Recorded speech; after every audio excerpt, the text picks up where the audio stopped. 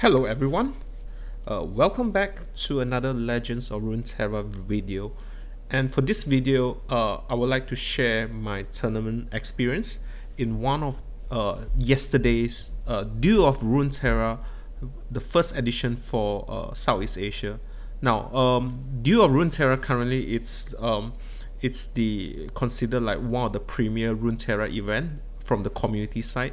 And as you can see, like previously during beta, they have been hosting for EU and North America, and currently for Southeast Asia is the first time that they are hosting, and total is 128 players.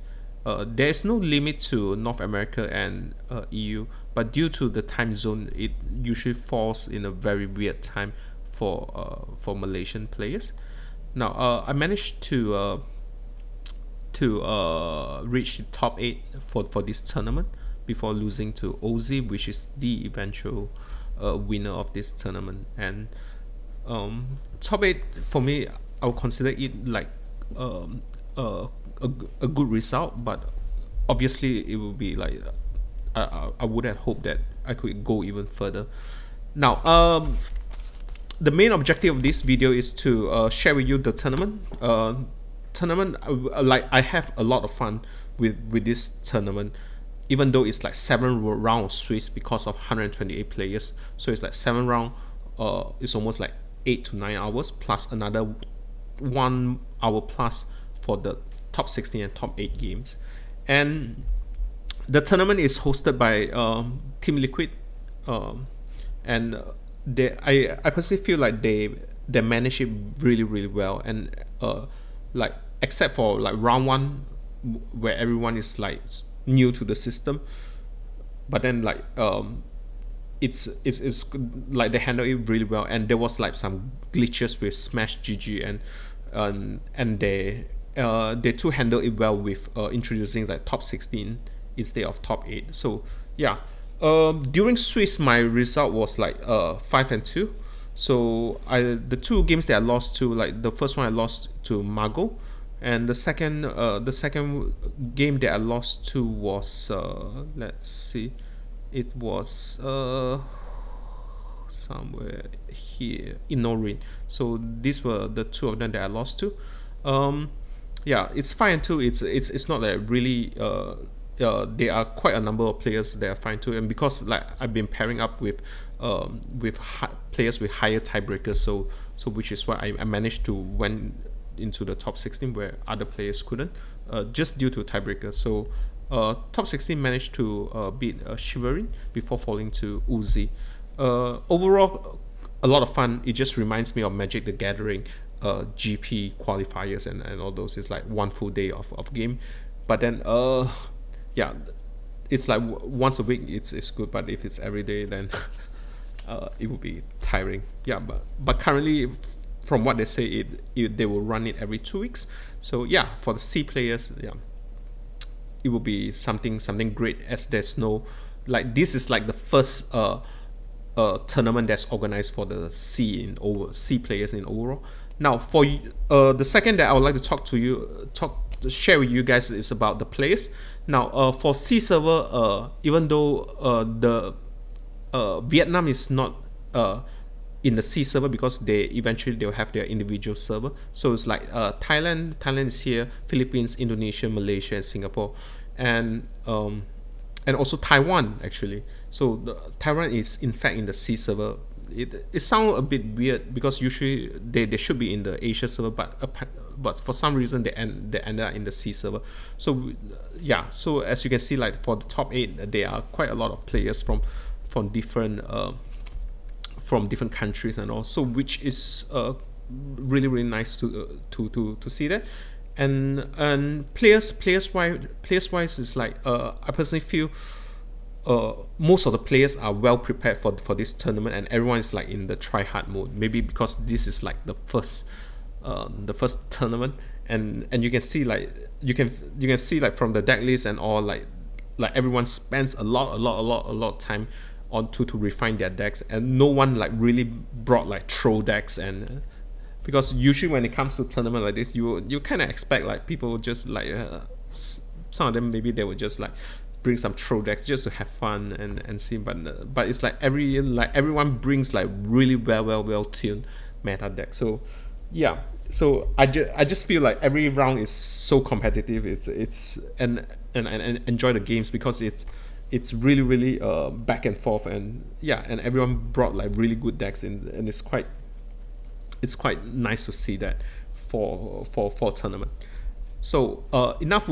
So that will be it to cover the tournament and also the players. Now I will explain to you what are the decks that I brought to and why I made those choice. Now, the thing is, starting from this week. Earlier this week, there was a patch, and it was a big patch. So, in case you do not know, Burn is nerfed a lot, and Demacia is nerfed a lot. So, naturally, a lot of players will try to intend to like counter Demacia, because like Demacia is just weaker by by quite a fair bit. I would say like the Q, like there's always like 1 to 2 points off lethal.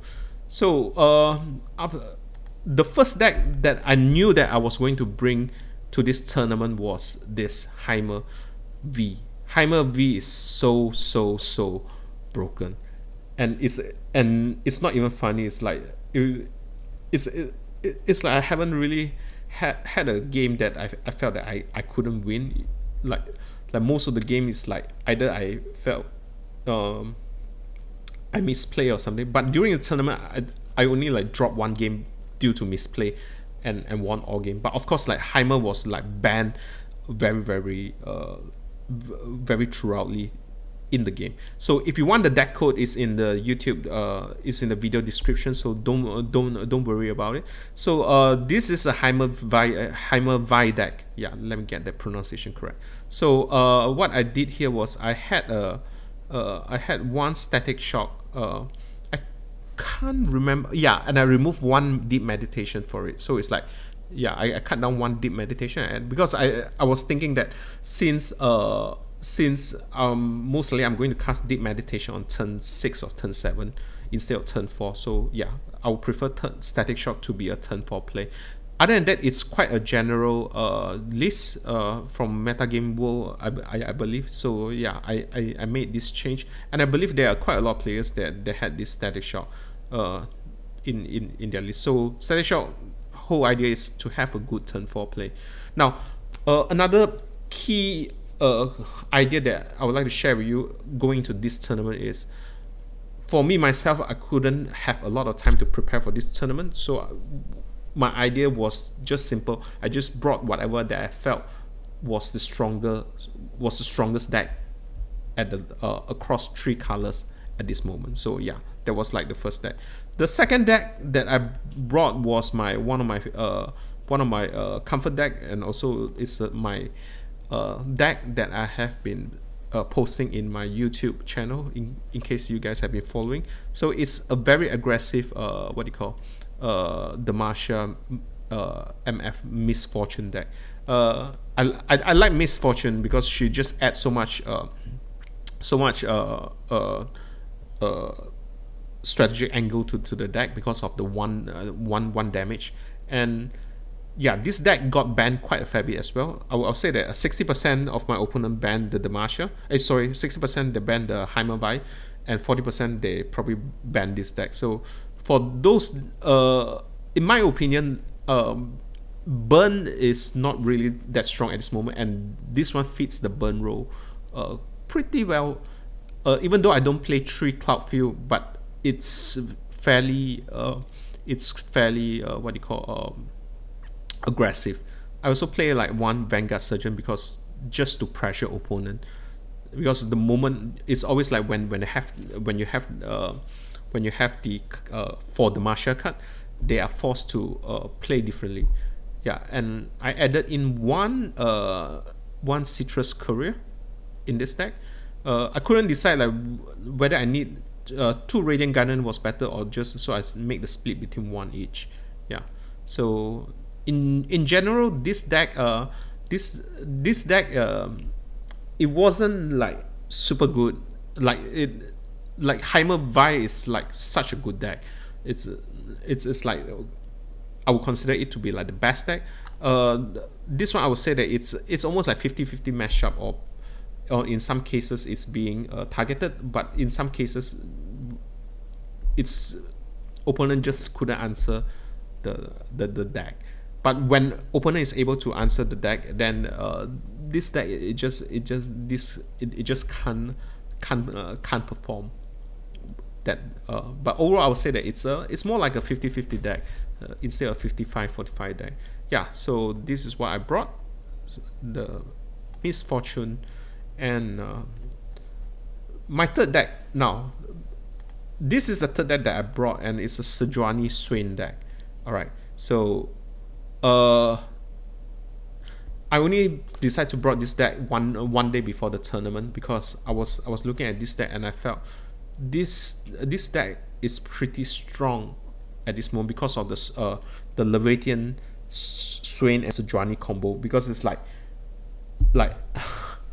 any deck that tries to attack you and couldn't punch through, and once you start to form the Leviathan and Swain combo, is just GG for them.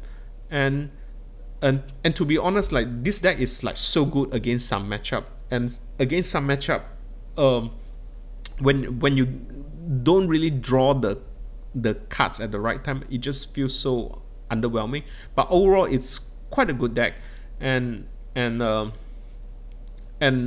yeah, it's really hard to play correctly, because you will need to play according to what you think your opponent has in their hand. So if you judge it incorrectly, then you will just lose. But most of the time, the whole idea is you try to survive the early game using like some of the buff cards, all right, and then you try to set up the Leviathan combo, and then it's pretty much GG for them. Now I added in one Harsh Wind here, and I think the Harsh Wind were like super good in this whole tournament. So Harsh Wind counters quite a lot of cards. Like, it counters Reckoning, it counters like They Who Endure when they try to Atrocity. So against, like, when you have a Harsh Wind in hand, or like there was like a case like someone tried to Garen and Sword of Justice, so it's pretty, it count, to be honest with you, it counters quite a lot of stuff, even though it's not as flexible as Wheel of Ionia, but to me it did perform quite well.